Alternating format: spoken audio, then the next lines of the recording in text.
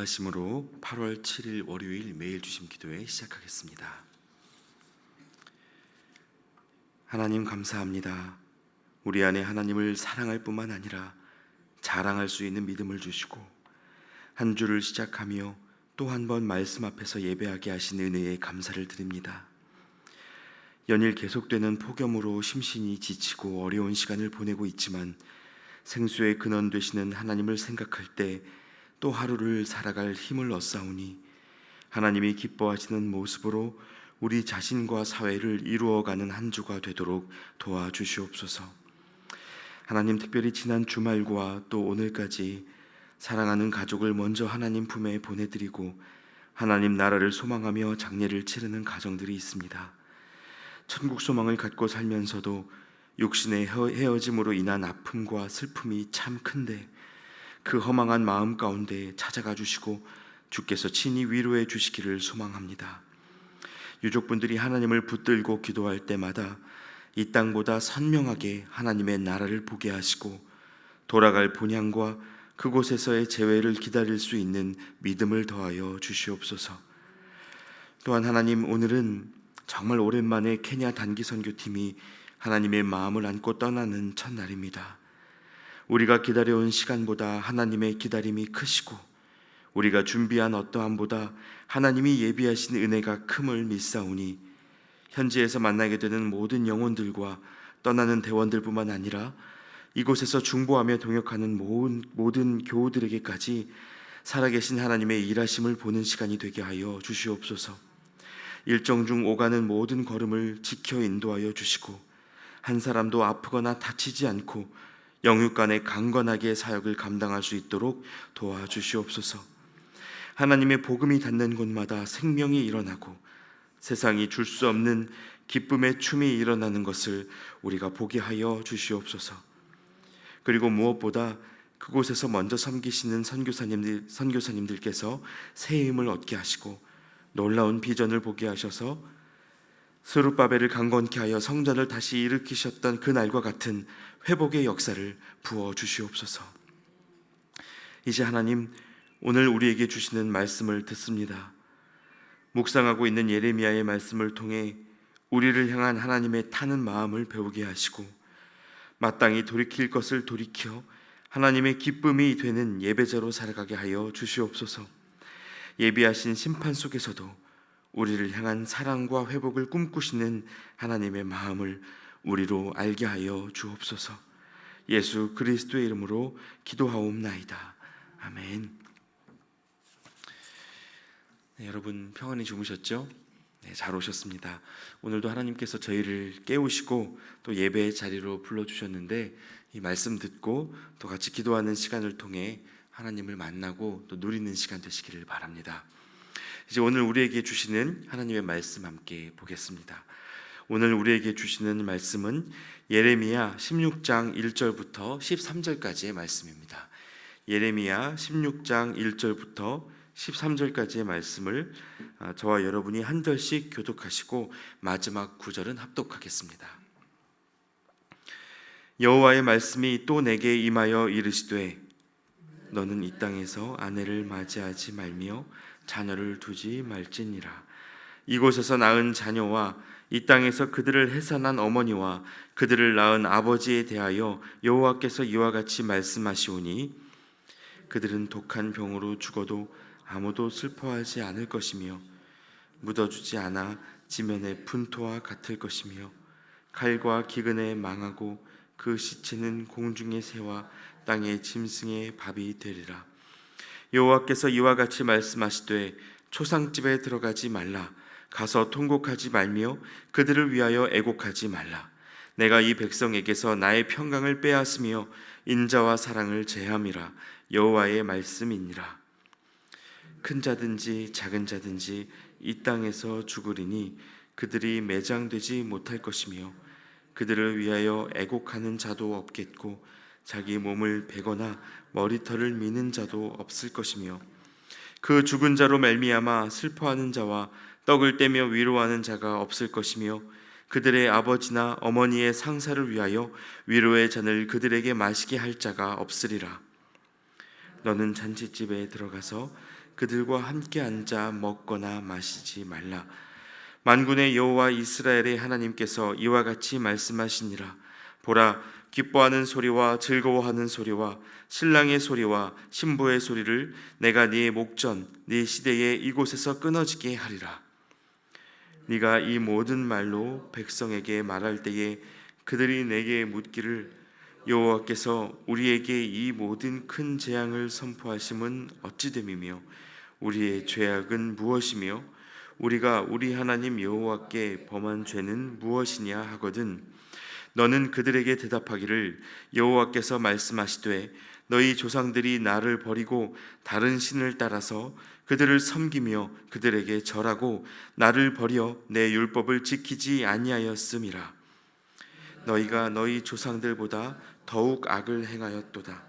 보라, 너희가 각기 악한 마음에 완악함을 따라 행하고 나에게 순종하지 아니하였으므로. 함께 읽습니다.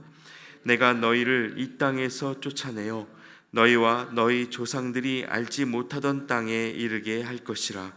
너희가 거기서 주야로 다른 신들을 섬기리니 이는 내가 너희에게 은혜를 베풀지 아니함이라 하셨다 하라. 아멘. 네, 계속해서 저희가 예레미야 말씀을 묵상하고 있습니다.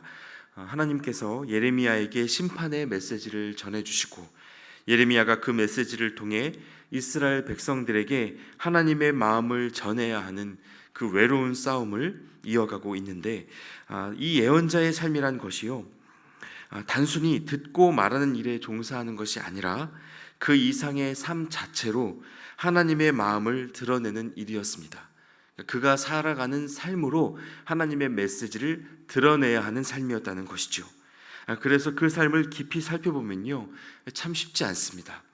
예를 들면 예레미야 외에도 이사야는 이스라엘의 부끄러운 현실을 일깨워주기 위해서 3년간을 벌거벗고 살아야 했고요. 에스겔은 아내가 죽었을 때에도 하나님으로부터 울지 말라는 명령을 받았습니다. 애도하지 말라고 하신 겁니다.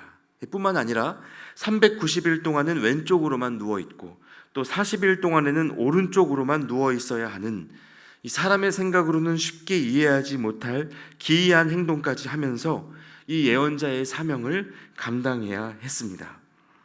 오늘 본문 속에서도 하나님은요 이처럼 예레미야에게 그의 삶이 곧 메시지가 될 수 있도록 몇 가지 좀 잔인한 요구를 전하고 계시는데요. 먼저 2절 말씀을 같이 한번 보시겠습니다.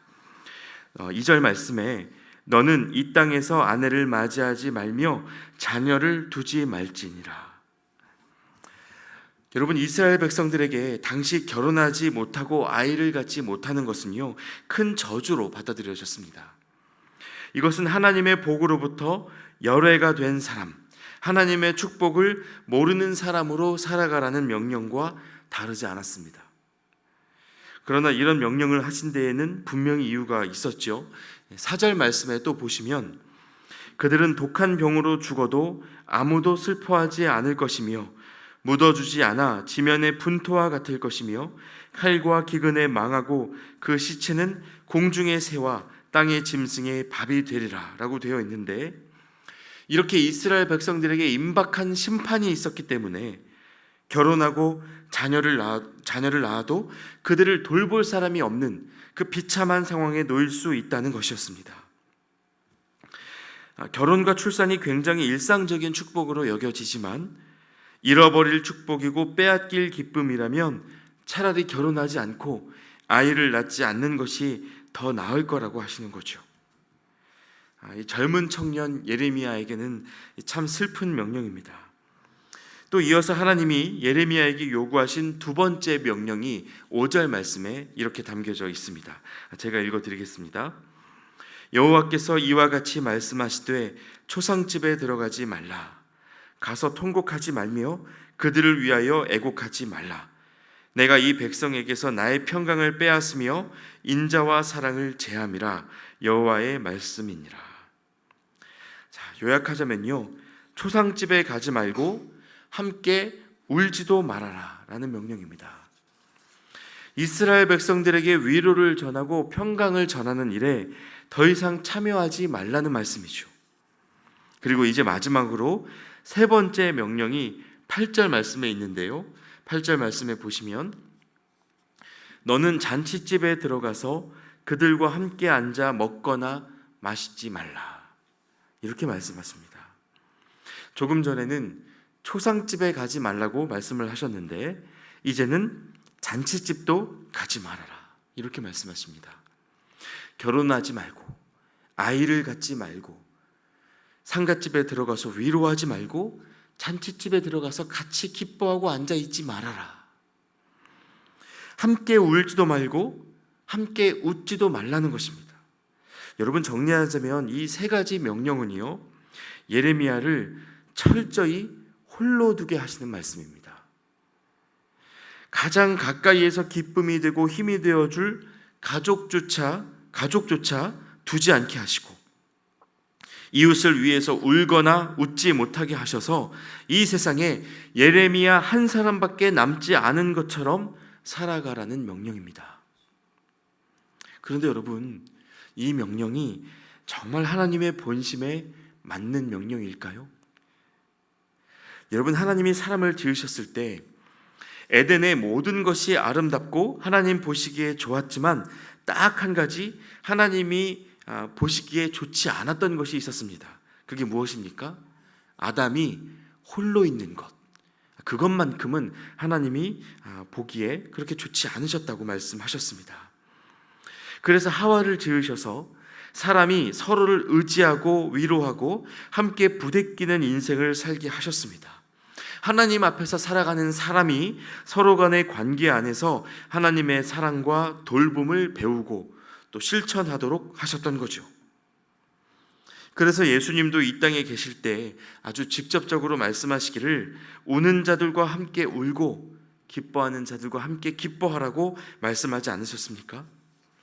이렇게 하나님은요, 사람이 언제나 사람들 사이에서 의존적 존재로 살아가는 것을 기뻐하셨고, 사람이 결혼과 출산으로 시작해서 장례로 마무리되는 그 인생을 살아가면서 그 사이 수많은 사람들의 기쁨과 슬픔에 동참하며 삶의 여정을 걸어가게 하셨습니다.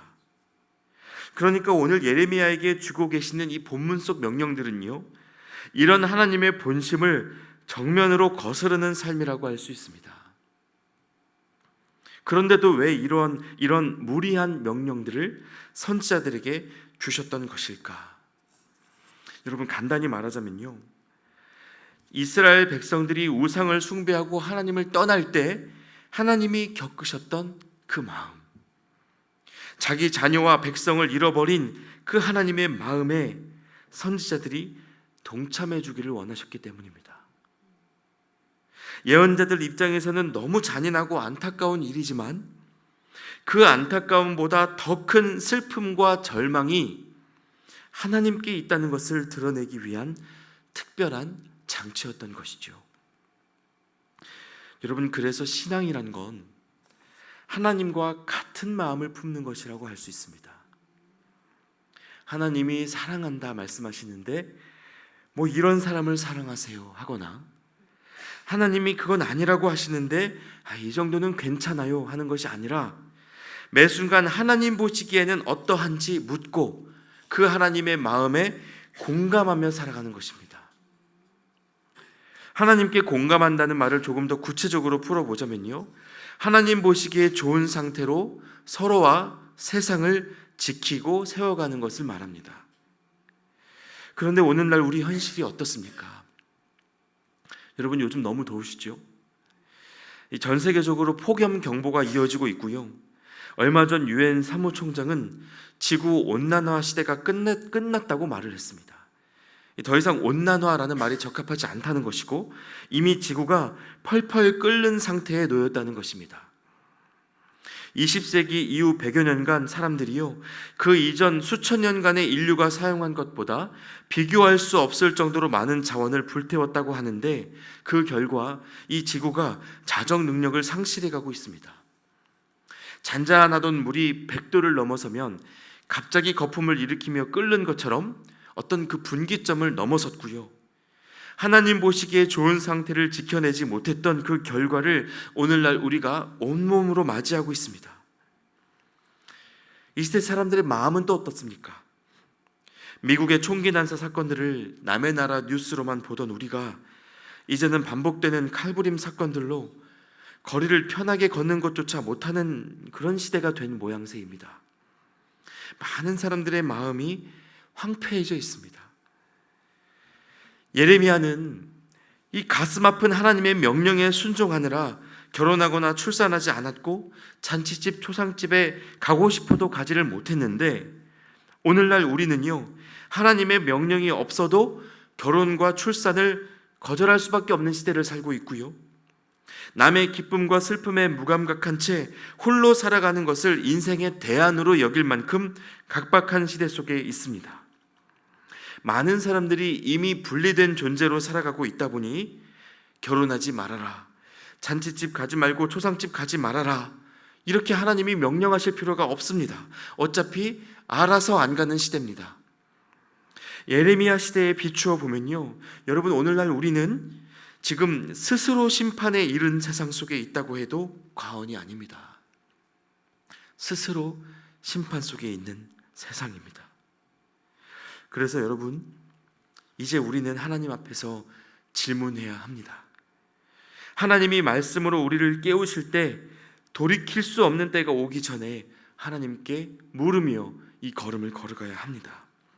오늘 10절 본문에 보시면요, 하나님께서 이스라엘 백성들이 질문할 때 어떻게 대답해야 하는지 예레미야에게 먼저 대답을 주시는데요, 10절 말씀 그리고 11절 말씀을 함께 보시겠습니다. 네가 이 모든 말로 백성들에게 말할 때 그들이 너에게 묻기를 여호와께서 우리에게 이 모든 큰 재앙을 선포하심은 어찌 됨이며 우리의 죄악은 무엇이며 우리가 우리 하나님 여호와께 범한 죄는 무엇이냐 하거든, 너는 그들에게 대답하기를 여호와께서 말씀하시되 너희 조상들이 나를 버리고 다른 신들을 따라서 그들을 섬기며 그들에게 절하고 나를 버려 내 율법을 지키지 아니하였음이라. 우리가 무슨 죄를 저지른 것인가, 하나님께서 심판을 말씀하시는 이유가 무엇인가 이스라엘 백성들이 물으면 너희가 하나님을 떠나 나를 버리고 다른 우상을 섬겨왔기 때문이다 라고 말해주라는 것입니다. 이스라엘 백성들이 정말 물었는지는 모르겠습니다. 그런 장면을 말씀 속에 나타나지 않습니다. 이스라엘 백성들이 물으면 이렇게 대답해 주라는 것이죠. 실제로 이스라엘 백성들이 물었다고 해도 그들 자신이 정말 바뀌고자 하는 마음이 있었는지는 이 말씀을 통해서는 우리가 살펴볼 수 없습니다. 왜 그랬을까요? 여러분, 당연하게 느꼈기 때문입니다. 평안과 은혜가 늘 있다 싶었기 때문입니다. 사실 누구나 그렇지 않습니까? 평안이 이어지고 축복이 연속되는 그런 삶 속에 있을 때 우리는 하나님을 향한 질문을 잊기 쉽습니다. 우리가 누리는 은혜가 은혜인 줄 모르고 지켜내야 할 것인 줄 모르고 함부로 사용하게 됩니다.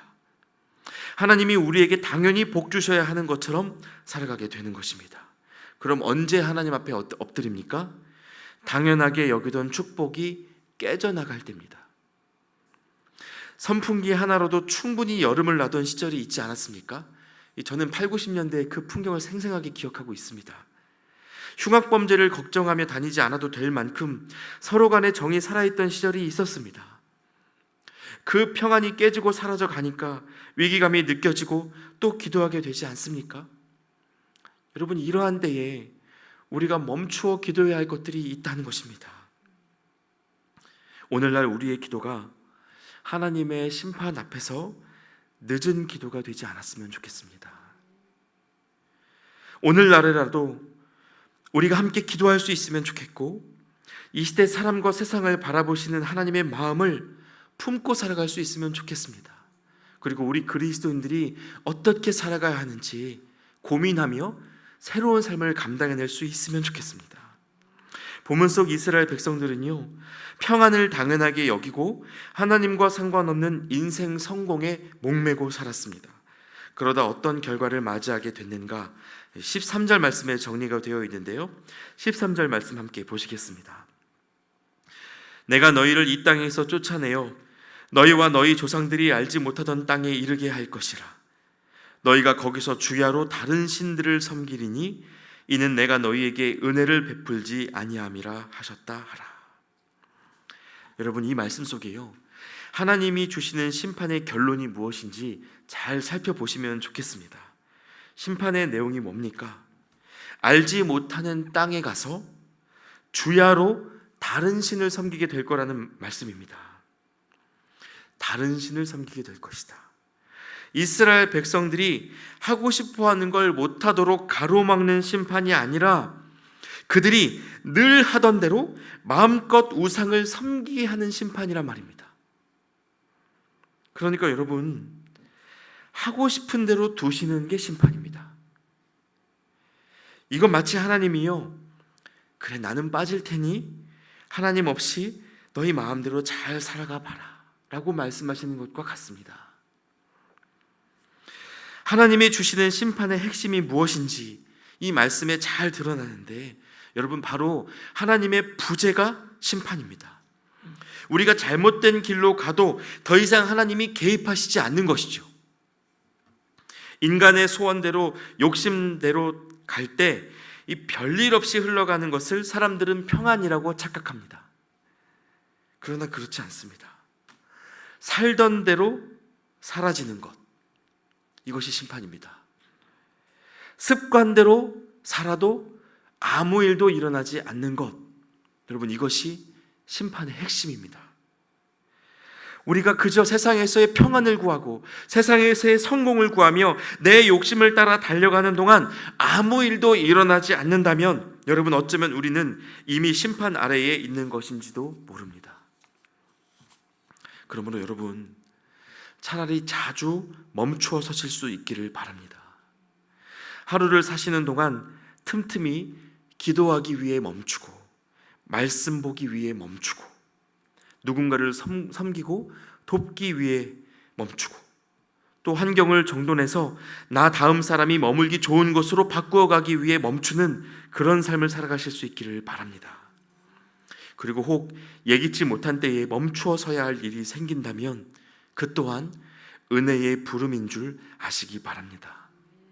하나님 마음에 대한 관심은 잃어버리고 온통 오늘 내 마음의 평안만을 구하는 이 시대 속에 그렇게 우리가 하나님 마음에 공감하며 이 땅을 위해 아파하며 기도할 수 있는 이들로 세워져 갈 수 있으면 좋겠습니다. 그런 우리를 통해 하나님은 돌이킬 길을 보여주시고 이 땅에 조금씩 소망을 회복시켜 주실 것입니다. 함께 기도하겠습니다. 하나님, 감사합니다. 오늘도 우리에게 말씀해 주시고 하나님 마음에 공감하는 삶으로 불러주셔서 감사합니다. 자기 자신에게만 함몰된 채 살아가는 세상 속에서 우리가 때마다 기꺼이 멈추어 서게 하시고 하나님의 마음이 어떠하신지 묻는 예배자로 살아가게 하여 주시옵소서. 내 마음대로 욕심을 따라 살아감에도 불구하고 문제없이 흘러가는 인생을 그저 복으로만 알지 않게 하시고 스스로 심판에 이른 이 세상을 돌이키기 위해 우리가 무엇을 해야 하는지 깨닫고 실천할 수 있도록 주님 지혜와 용기를 더하여 주시옵소서. 우리 교회 성도님들 한 분 한 분이 하나님이 찾으셨던 그 마지막 세대의 의인 한 사람의 사명을 온전히 감당할 수 있도록 도와주시옵소서. 예수 그리스도의 이름으로 기도하옵나이다. 아멘. 계속해서 하나님 앞에 기도하며 나아가겠습니다.